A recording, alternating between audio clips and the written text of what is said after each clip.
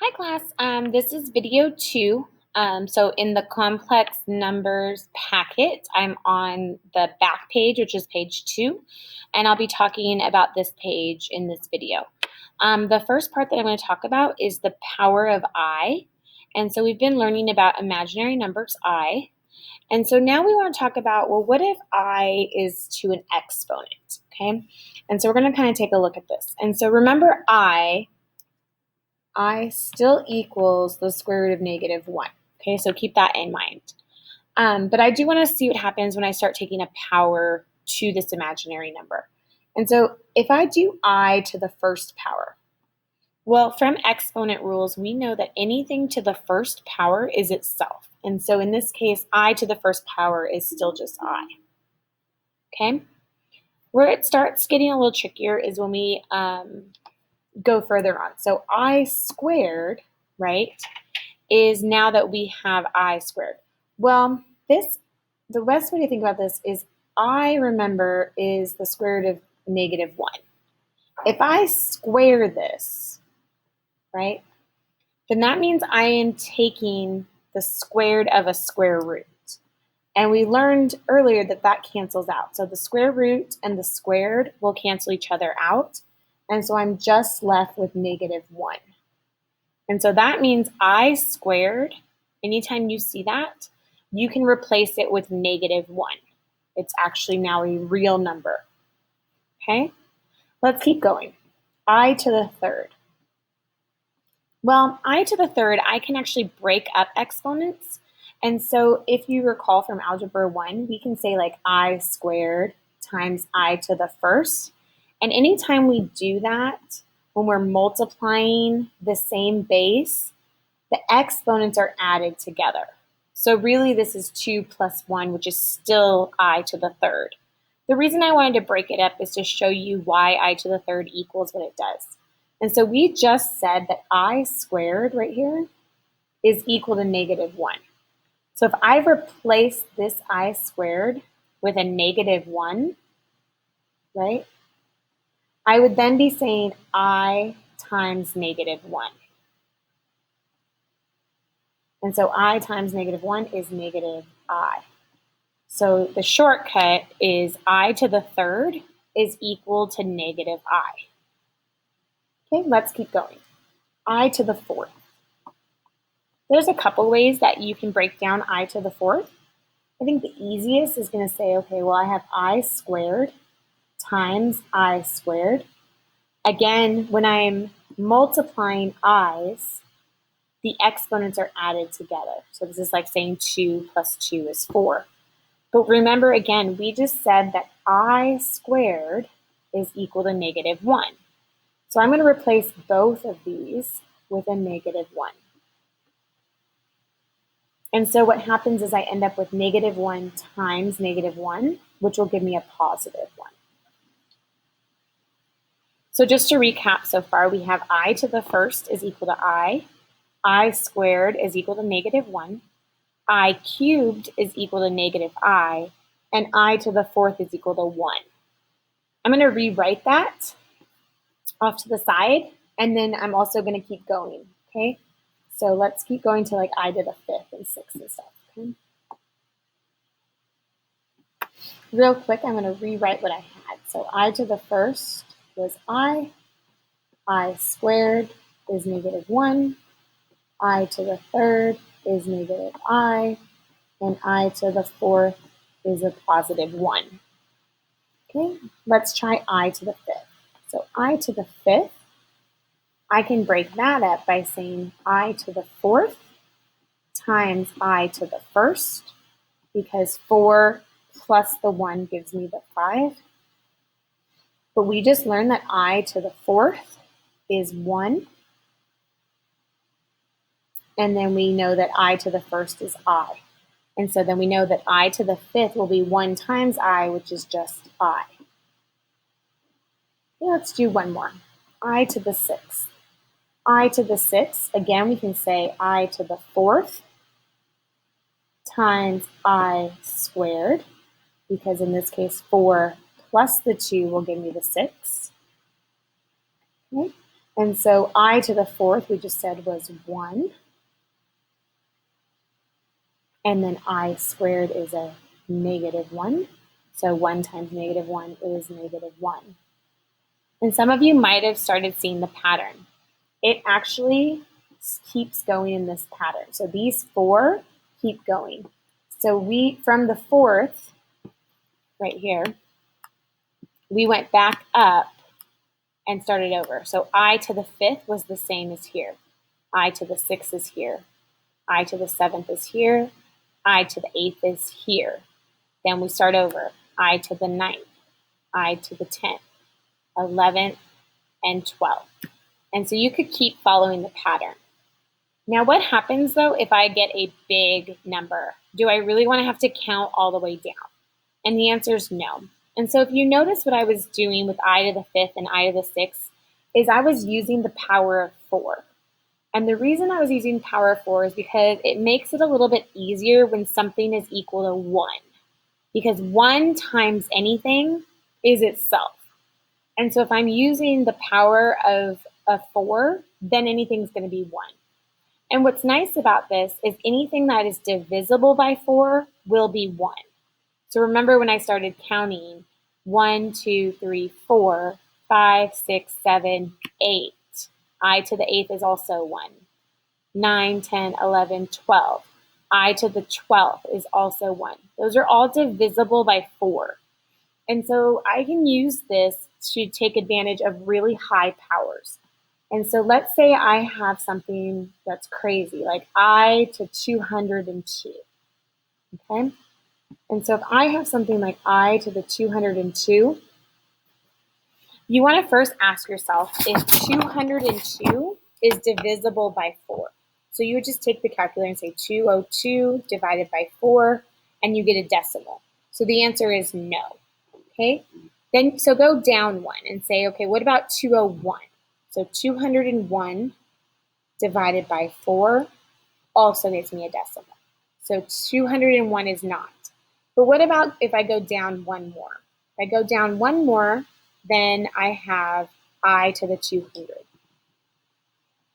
I to the 200 is divisible by 4. And so since it's divisible by 4, it'll be equal to 1. Now I don't have I to the 200, I have I to the 202. But remember, when I multiply things with exponents, I'm really adding. And so to get to 202, I just simply need to add what I didn't use. So I used 200, I need 202, and so I'm going to be multiplying by I to the second. From here, I can now use my simple 4 that you will memorize, and that will help you get this smaller. So I to the 200, 4 does go into that evenly, so I can replace this with 1. And then I to the second is right here, and we learn that that's a -1, and so I can replace this with a -1. And so I have 1 times -1, that equals -1. And so I can now tell you that I to the 202 is equal to -1.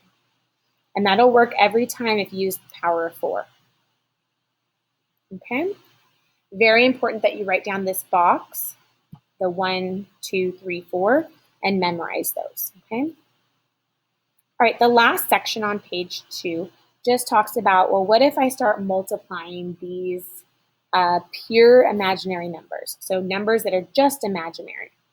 I want you to start thinking about it like x a little bit. If I do 2x times 3x, I would get 6x squared. Okay? We're going to use very, very similar to this. And so what we're going to do, if you look at number 15, we have 4i times 7i. And so if you think about it kind of like x's a little bit, then you can do the kind of the same thing. So we're going to say 4 times 7, that gives me 28. And then I times I will give me I squared. But remember what we learned. I squared is equal to -1. So we're going to cross this out and replace it with a -1. So then we would have to do 28 times -1. And so the answer to 15 would be a -28. So even though we started with two imaginary numbers, it ended up being a real number because the I squared got canceled out. Okay, let's try a couple more.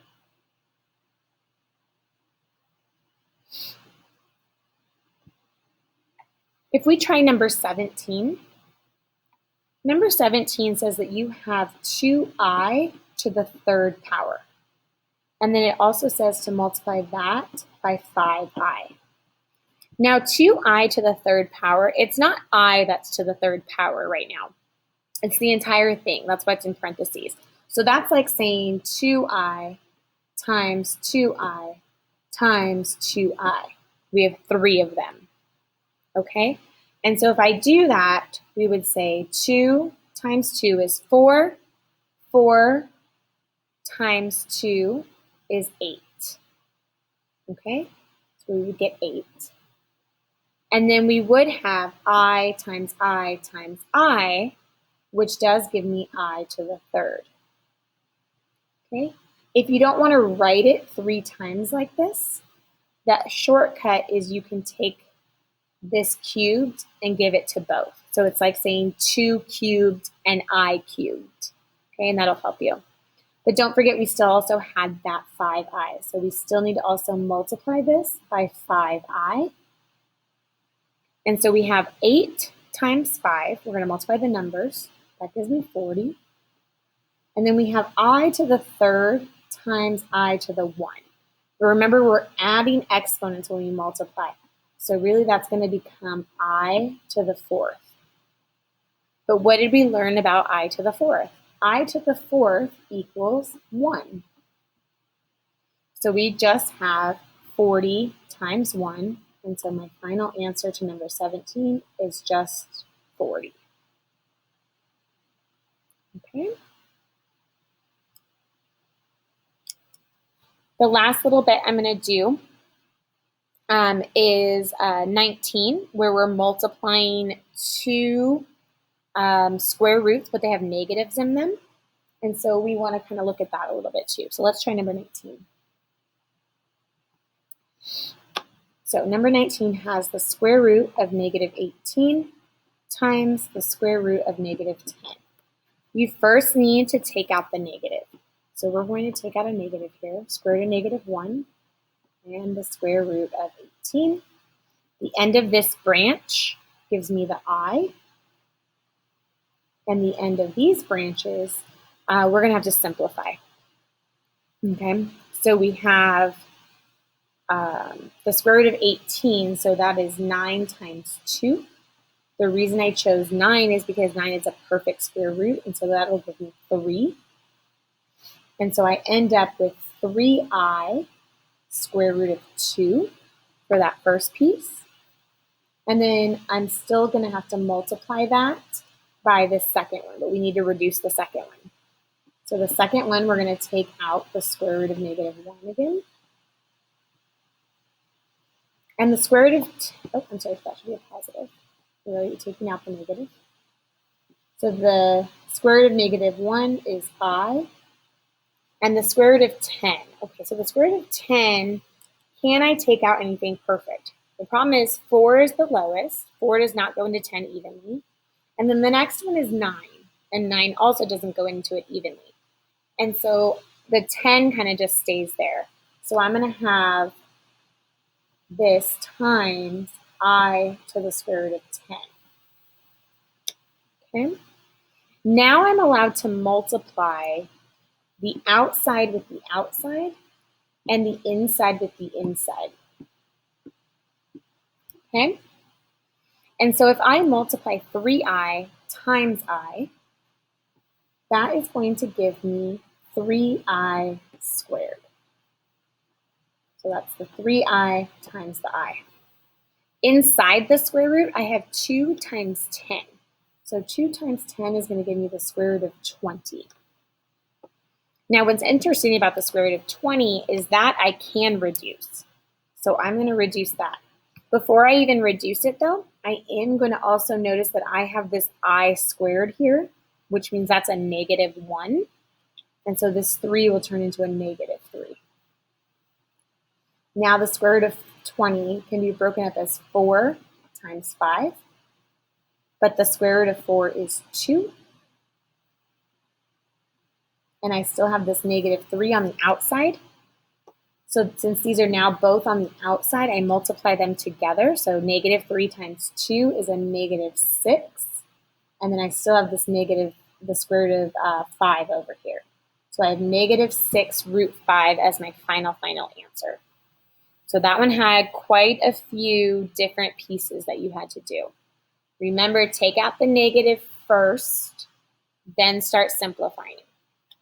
Okay, try your homework 4.